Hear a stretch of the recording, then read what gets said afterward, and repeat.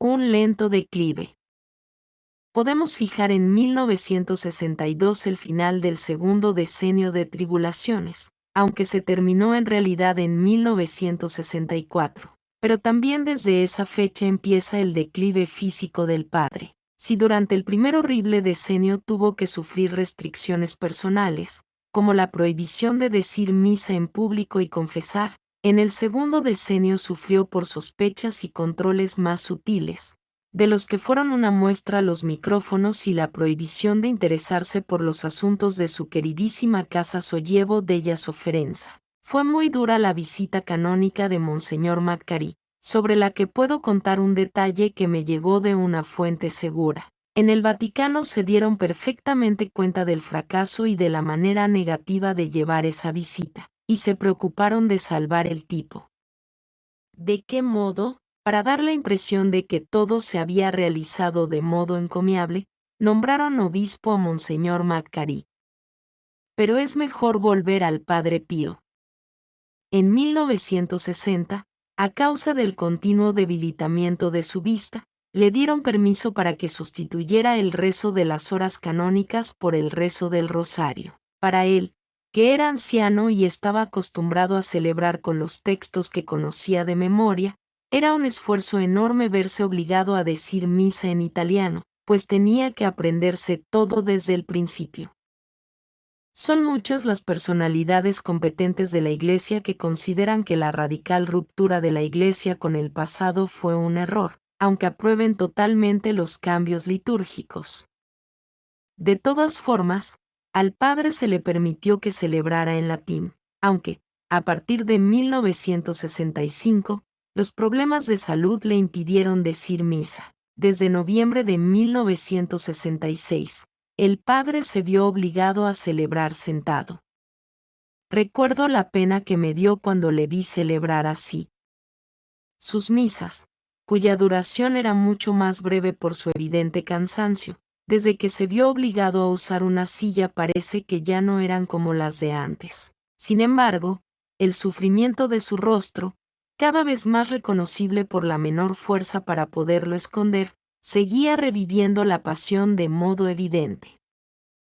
Todos se daban perfectamente cuenta de la realidad. El declive físico era evidente.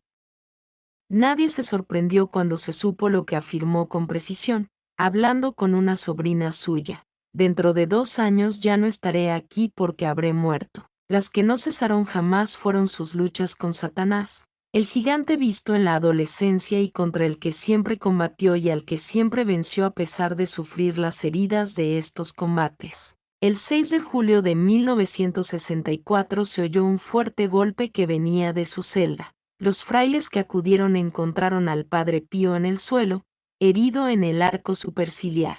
Fue necesario curar y suturar la herida con puntos. El demonio le había golpeado la cabeza contra el suelo. Es muy famosa la foto del Padre Pío con el rostro tumefacto por este motivo. Tampoco tuvo en el pasado el Padre Pío miedo a la muerte. En algunas ocasiones le esperó como una liberación.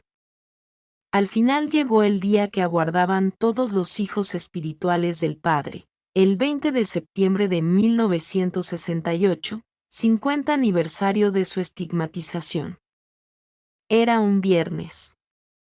Él no quería ninguna solemnidad, como le habían pedido, pero sus hijos habían llegado de todo el mundo y esos días la iglesia estaba siempre abarrotada. Habían organizado un congreso internacional con los 740 grupos de oración.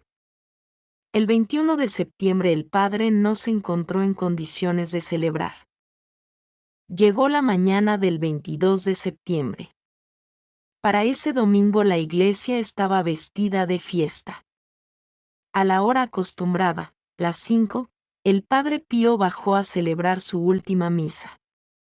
Se veía que estaba agotado, que le faltaba el aliento, que se iba a morir, pero a su lado, el superior insistía con tosudez para que cantara misa. Llegó hasta el final como mejor pudo. Cuando dijo en lágrimas, la misa ha terminado, podéis ir en paz, los fieles prorrumpieron en un estruendoso aplauso, que parecía que no se acababa nunca. Se tambaleó y le tuvieron que sentar en la silla de ruedas. Después de dar gracias, pidió que le acompañaran al confesionario de las mujeres. ¿Quería morir al pie del cañón? Luego quiso dar lo que él llamó el último saludo a sus hijos, a las 10:30, desde la ventana del coro.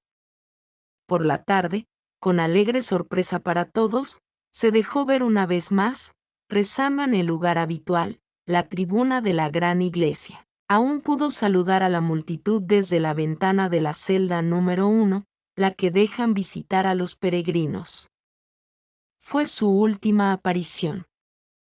Había dicho varias veces: cuando me presente ante el Señor, espero que me acompañen dos madres, María Santísima y mi madre. Pues bien, mientras miraba el cuadro que tenía frente a él con la foto de su madre, le dijo al fraile que le estaba cuidando: veo a dos madres.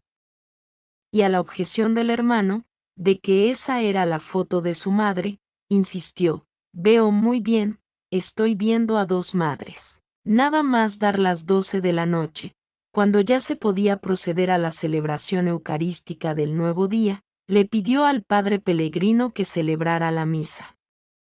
Se confesó y renovó su profesión religiosa.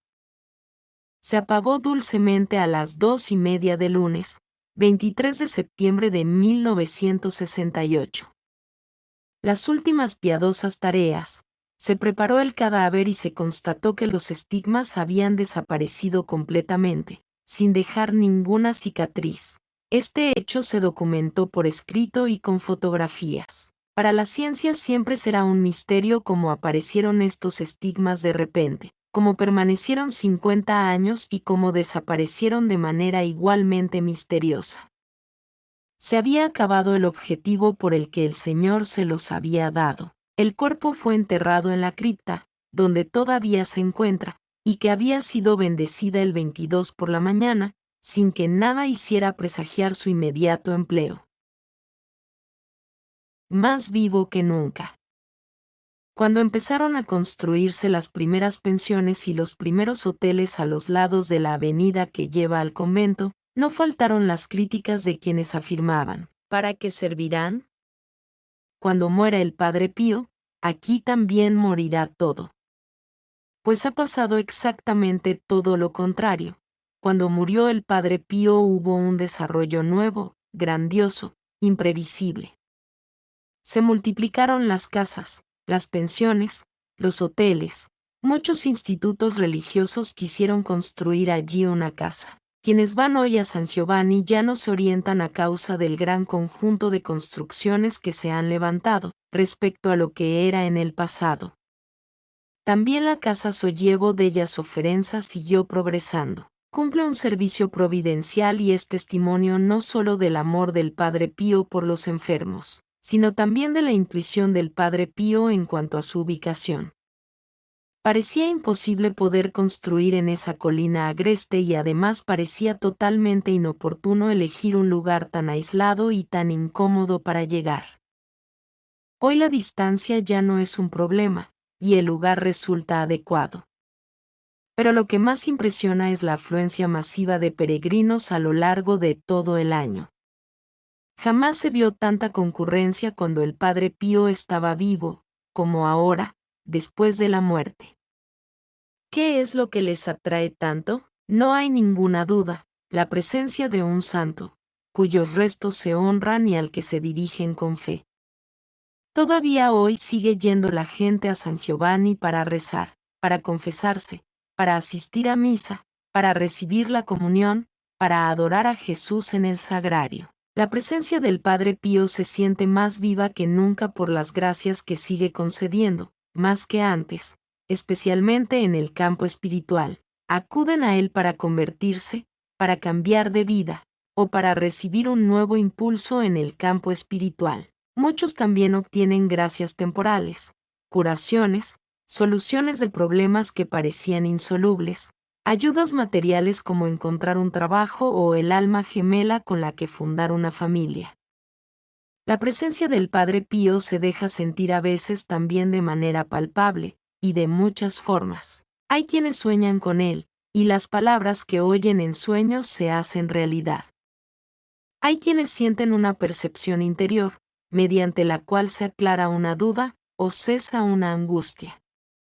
Pero hay algo que ya existía cuando estaba vivo y de lo que aún no he hablado: su perfume. Nunca he querido ver cosas extraordinarias cuando iba a visitar al Padre Pío. Para mí era suficiente observar su vida, cómo pasaba sus días, para tener la certeza de que era un hombre de Dios. Cuando me hablaban del perfume del Padre Pío, me lo creía, eran muchos los que me lo decían, y eran personas en las que se podía confiar totalmente, pero nunca tuve la necesidad de sentirlo. Y, sin embargo, este perfume me llegó en varias ocasiones, fuerte, inconfundible, en la iglesia, por la calle, en la casa donde me alojaba. No podía negarme a la evidencia. Pues bien, todavía hoy son muchos los que sienten ese perfume. Es un signo de su presencia y de su protección. Son tantos los testimonios que no tiene sentido dudar de ellos. No puedo dejar de mencionar un hecho personal. Desde que soy exorcista, recurro siempre a la ayuda del Padre Pío, que tanto tuvo que combatir durante toda la vida contra el demonio y siempre lo venció. Y tengo que decir que el Padre Pío me ayuda realmente. Por mi parte no le he vuelto a ver, ni siquiera en sueños. No he vuelto a sentir su perfume, ni he tenido ninguna señal perceptible de su presencia. Pero muchas veces es el demonio, por medio de la persona poseída, la que ve al Padre Pío y grita: ese fraile, no, a ese fraile no lo quiero. Echad a ese fraile. He tenido muchos casos de personas que no habían pensado jamás en el Padre Pío, pero que recurrían a mi ministerio de exorcista, y luego, o en sueños, o al sentir el perfume, se daban cuenta de que el Padre Pío les estaba ayudando por su propia iniciativa, porque ellos nunca se habían dirigido a él.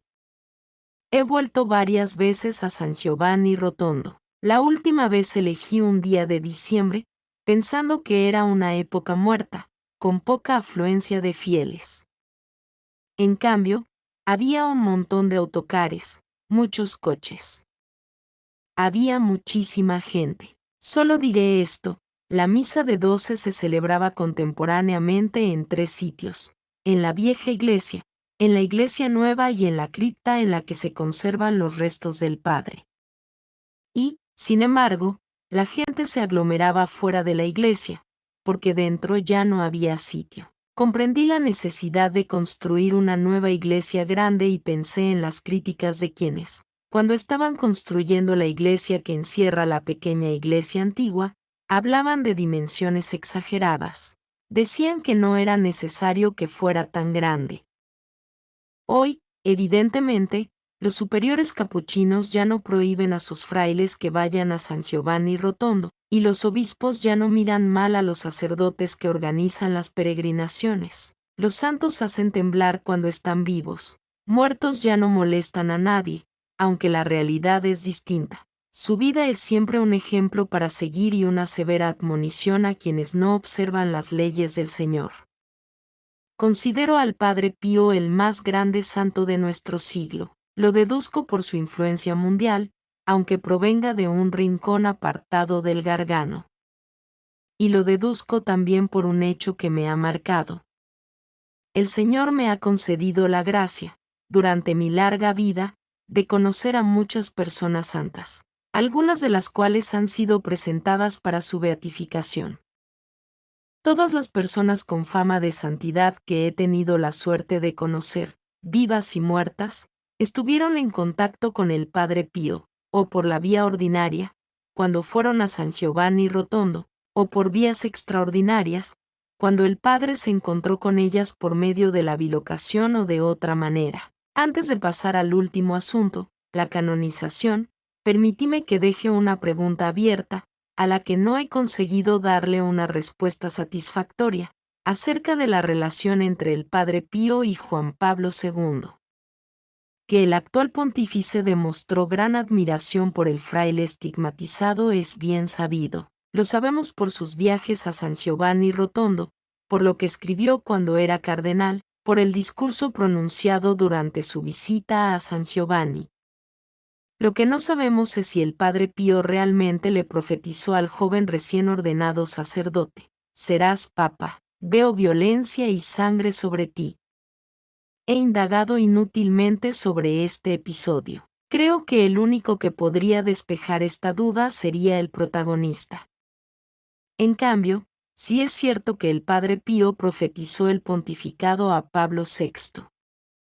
Cuando Monseñor Montini era sustituto en la Secretaría de Estado, el Padre Pío le dijo a Angelo Battisti: dile que se prepare para ser papa. El mensaje fue transmitido inmediatamente por el diligente hijo espiritual del Padre Pío, que trabajaba en la Secretaría de Estado y era muy amigo del interesado.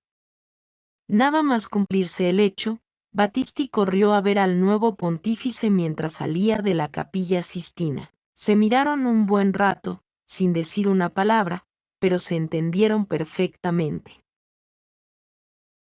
El proceso canónico. Esta vez no hablamos de un proceso disciplinario. El Padre Pío fue condenado, pero jamás fue procesado. Ahora hablamos del proceso de canonización, lento y atribulado, como era previsible. Hago una observación.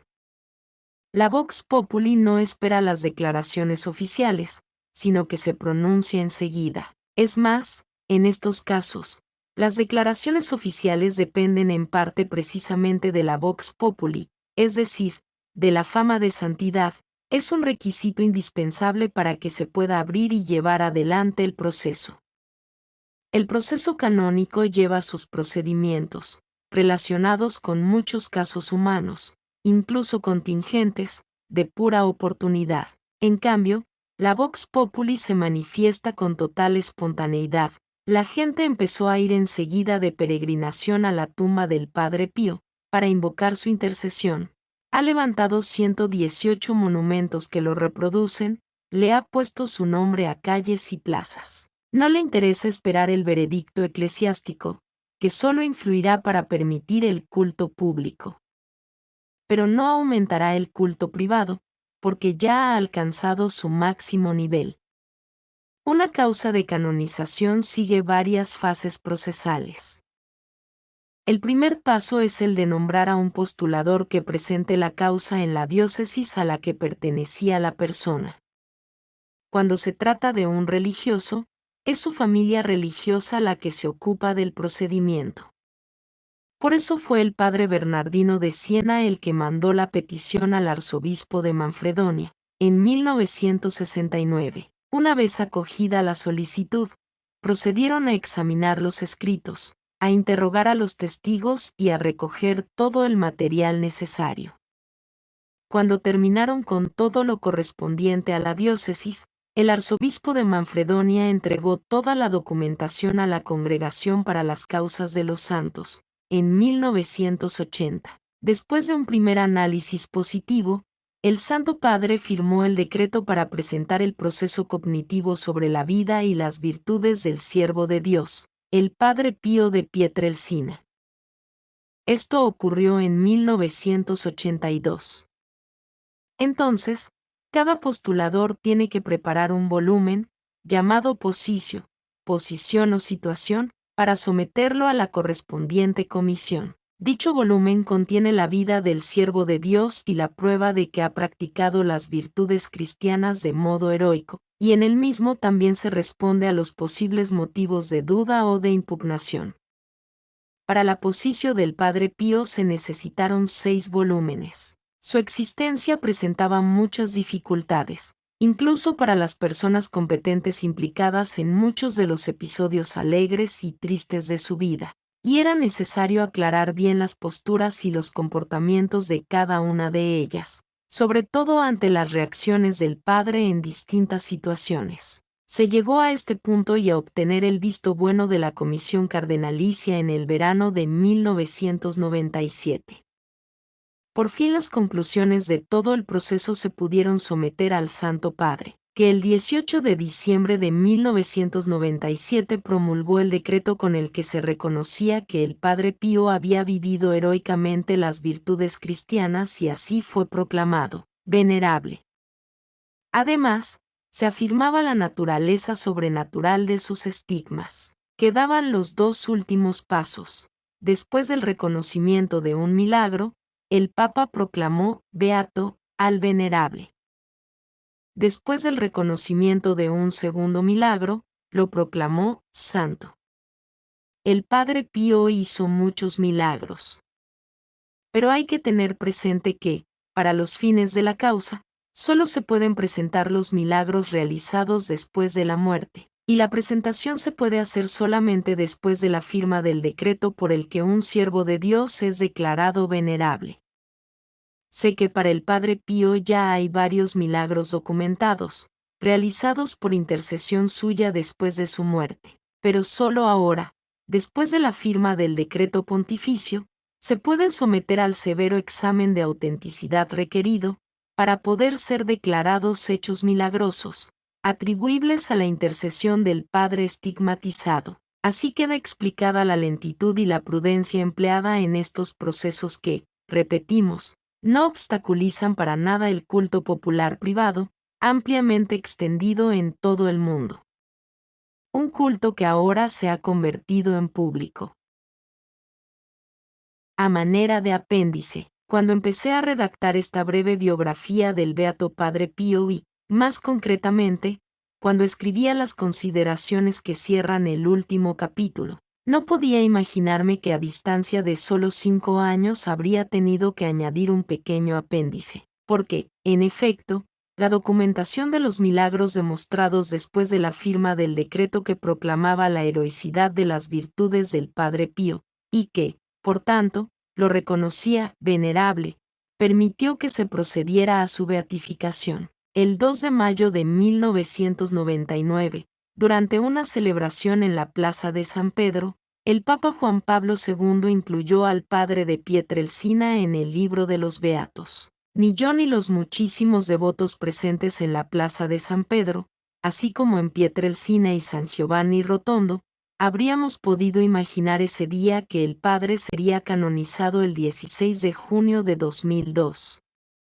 Pero, evidentemente, como nos recuerda la Sagrada Escritura, los caminos del Señor no son los nuestros. Fechas principales de la vida del Padre Pío. 1887 25 de mayo. El Padre Pío nace en Pietrelcina, Benevento, hijo de Gracio Forgione y María Giuseppa di Nunzio. El día siguiente es bautizado en la pequeña iglesia de Santa Ana, recibiendo el nombre de Francesco.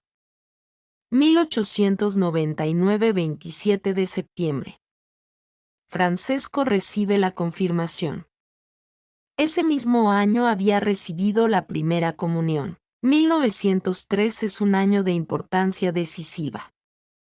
En una visión, Francesco supo que pasaría toda su vida luchando contra Satanás, aunque él ganaría siempre, gracias a una especial ayuda divina. En otra visión se le predijo su enorme misión. El 6 de enero ingresa en el noviciado de los capuchinos de Morcone, Benevento. El 22 de enero recibe el hábito capuchino y se le impone el nombre de Fray Pío de Pietrelcina. 1910 10 de agosto.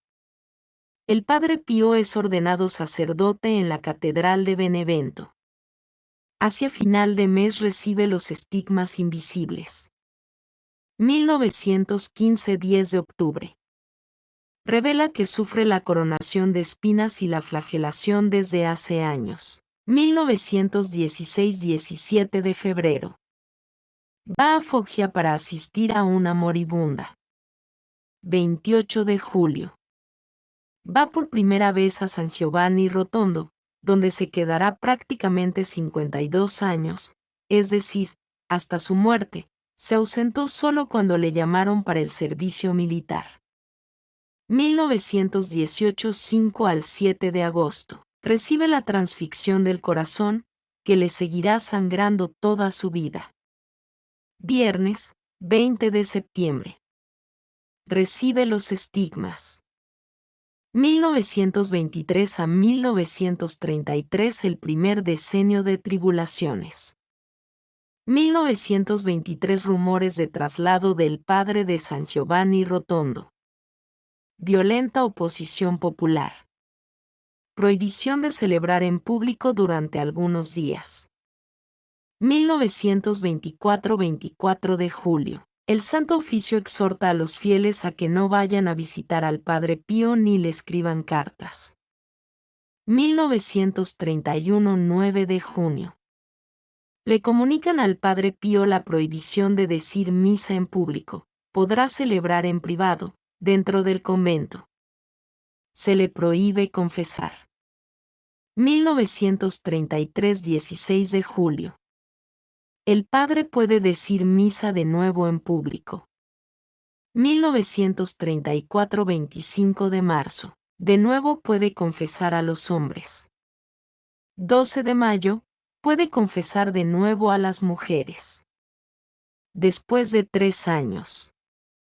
1935 el 25 aniversario del sacerdocio del Padre Pío se celebra sin ninguna solemnidad. Lo habían prohibido. 1949 de enero. Decide construir la Casa Sollievo della Sofferenza. 1947 empiezan las obras para la construcción de la casa. 1950 la gran afluencia de peregrinos obliga a usar el sistema de reservas para organizar los turnos en el confesionario. 1952 a 1962 el segundo decenio de tribulaciones. 1952 11 de marzo y 8 de abril. El Santo Oficio denuncia hechos inconvenientes en San Giovanni Rotondo. 30 de julio. El Santo Oficio prohíbe 8 libros sobre el Padre Pío. Prohibición a los frailes de divulgar los escritos sobre el Padre Pío y organizar peregrinaciones. 1954 Prohibición al padre de ocuparse de los problemas surgidos entre los miembros de la Casa Sollievo della Sofferenza. 1955 a 1958 Quiebra del banquero Giuffre, al que los capuchinos habían confiado cantidades ingentes de capital, que de esta forma se esfumaron. 1958 El Padre Pío sometido a control, espiado, hasta llegar a ponerle micrófonos en el locutorio. 1959 1 de julio. Inauguración de la nueva iglesia. 5 al 6 de agosto. Visita de la estatua de la Virgen de Fátima.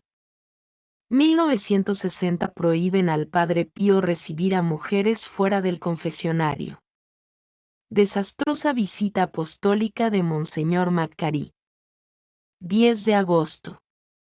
El Padre celebra el 50 aniversario del sacerdocio. Gracias a la afluencia masiva de hijos espirituales y autoridades, la celebración resultó muy solemne. 1968 29 de marzo. El Padre Pío se ve obligado a usar silla de ruedas. 20 de septiembre. 50 aniversario de los estigmas. Llegan de todo el mundo sus hijos espirituales para celebrar este aniversario. Congreso Internacional de los 740 Grupos de Oración. 22 de septiembre, 5 de la mañana. El Padre celebra su última misa. 23 de septiembre, 2:30 de la madrugada. El Padre se apaga serenamente. 1969 El postulador de los capuchinos envía la petición para que se abra el proceso de canonización. 1983 de marzo. El arzobispo de Manfredonia entrega los últimos documentos para el inicio de la causa de beatificación. 1982 El Santo Padre firma el decreto para presentar el proceso, que se abre oficialmente en San Giovanni Rotondo el 3 de marzo de 1983. 1997 El 18 de diciembre el Santo Padre proclama el decreto que reconoce las heroicidades de las virtudes del Padre Pío. Desde ese momento es venerable. 1999 el 2 de mayo, en la Plaza de San Pedro, Juan Pablo II beatifica al Padre Pío. 2002 el 16 de junio el Papa proclama santo al Padre Pío. Este libro se publicó en Madrid el 7 de marzo de 2019, festividad de Santas Felicidad y Perpetua.